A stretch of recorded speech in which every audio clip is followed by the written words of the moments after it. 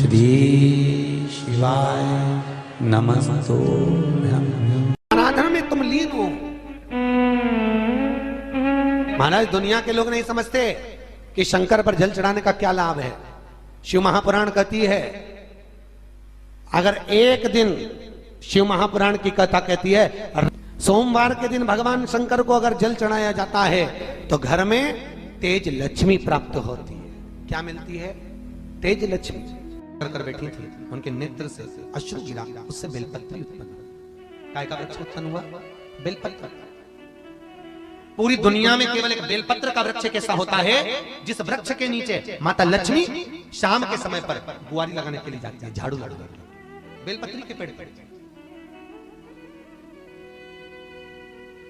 बेलपत्र का वृक्ष, जिसके यहाँ लक्ष्मी नहीं टिकती हो, पैसा घर में नहीं आता हो, बहुत चिंता लगी रहती हो, लक्ष्मी से जुड़ी हुई, व्यापार से जुड़ी हुई, पैसा आ ही नहीं गया, बहुत मेहनत कर रहे हो।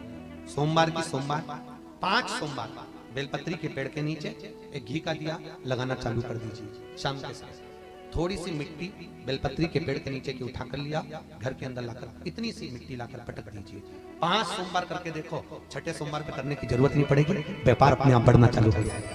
लक्ष्मी शाम के समय पर प्रतिदिन बेलपत्र के पेड़ के नीचे बुआरी लगाना। शंकर भगवान की प्रियता बेलपत्र। पहले भी कथा में कहा, फिर कहते हैं,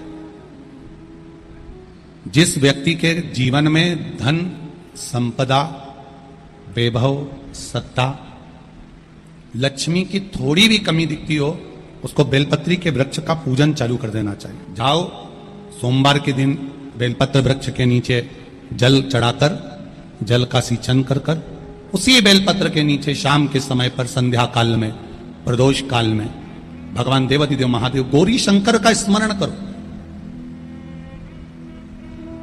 बेलपत्र की जड़ की ओर, बेलपत्र की तना की ओर, बेलपत्र के वृक्ष की ओर तुम्हारा मुख हो। कोई आसन नहीं, कोई आसन नहीं, केवल बेलपत्र के वृक्ष की ओर तुम्हारा मुख हो। जहां बेलपत्री का वृक्ष है उसके नीचे बैठकर, उसकी छाया में, उसकी ओट में पंचाक्षर मंत्र नमः शिवाय, या फिर षडाक्षर मंत्र ओम नमः शिवाय, या फिर श्री शिवाय नमस्तुभ्यं का स्मरण कर कर अपने हृदय की बात गौरी शंकर से, महादेव से कहे। शिव महापुराण की कथा कहती है 7 दिनों में एक दिन सोमवार का ऐसा होता है जिस दिन 33 कोटि देवी देवता बेलपत्री के वृक्ष के नीचे बैठकर भगवान शंकर और पार्वती का स्मरण करते हैं और शिव पार्वती उनकी झोलियां खुशियों से भरते हैं। देवता भी जिनका भजन कर रहे हैं वो बेलपत्री के वृक्ष के नीचे।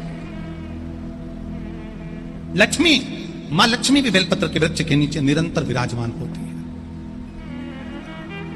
और आप लोगों से एक निवेदन और करना चाहेंगे, ये मनुष्य का शरीर जब तक रहे, ये मानव की देह जब तक रहे, जिंदगी में एक बेलपत्री का वृक्ष अपने रहते रहते कहीं पर भी लगाना, उसको बड़ा करना, उसको बड़ा कर कर जैसे अपने बच्चे को बड़ा करते हो ऐसे लगाकर बड़ा कर कर महादेव से कहना कि मैंने अपनी जिंदगी में, मैं मर भी जाऊं, मेरे प्राण छूट भी जाएं, मेरे जाने के बाद मेरे घर के लोग एक लोटा जल चढ़ाएं ना चढ़ाएं, बेलपत्री चढ़ाएं ना चढ़ाएं, पर ये वृक्ष मैंने बेलपत्री का लगा दिया, अगर मैं मर भी गई तो मेरे मरने के बाद भी मेरे हाथ की बेलपत्र महादेव को चढ़ती रहेगी, महादेव को प्राप्त होती रहेगी। लगाओ एक बेलपत्री के पौधे को, छोटे से बड़ा करो, बड़े से बड़ा करो, बड़े से बड़ा करो, और बड़ा करने के बाद उसको कहीं तुम्हारी मर्जी पड़े जहां, उस बेलपत्री के वृक्ष को लगाओ। अगर गलती हो गई, ये बहुत गलतियां हो गई, बहुत दुख पड़ गया, तकलीफ में आ गए, लग रहा है कि मुझसे बहुत गलतियां हुई है, बाबा मेरी नहीं सुन रहा, ये बेलपत्री का भाग की डंडी पीछे की ओर कर, जहां बैठकर बेलपत्र चढ़ा रहा, पत्ती का मुख अपनी और डंडी का मुख सामने। शिव की कुछ आराधना है, मेरे भोले बाबा की कुछ आराधना है। खाली ना जाता कोई,